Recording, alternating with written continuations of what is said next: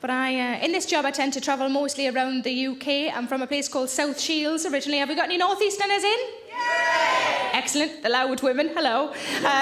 No, welcome. Thank you very much for coming.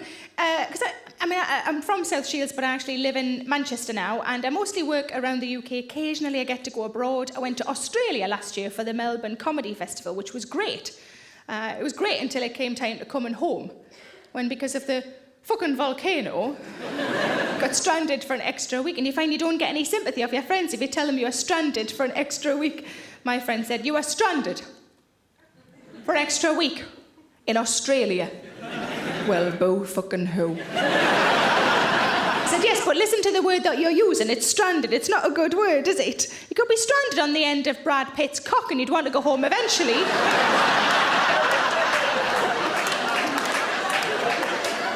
I mean, after a week or so, obviously.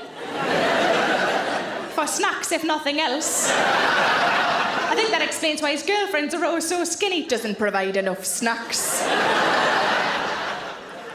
But while I was in Australia, I got a phone call from the fraud department of my credit card company inquiring why I was spending quite so much on my credit card. She said, "Can I check a couple of transactions with you?" And I said, "Of course you can."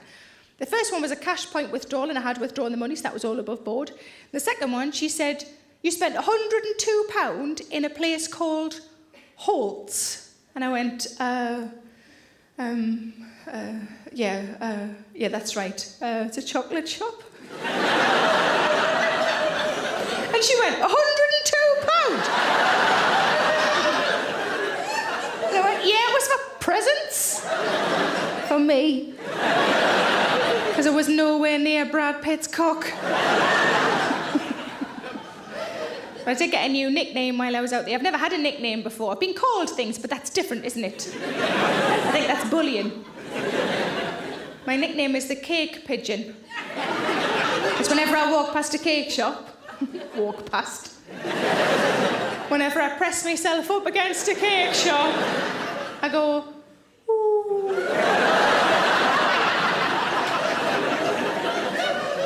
Because I talk about cakes and puddings on stage, sometimes people bring cakes and puddings to shows for me, which is lovely, but can sometimes be a little bit weird.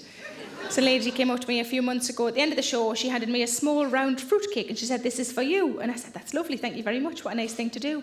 And she said, "I'm sorry, it's just that. But it's all we had in."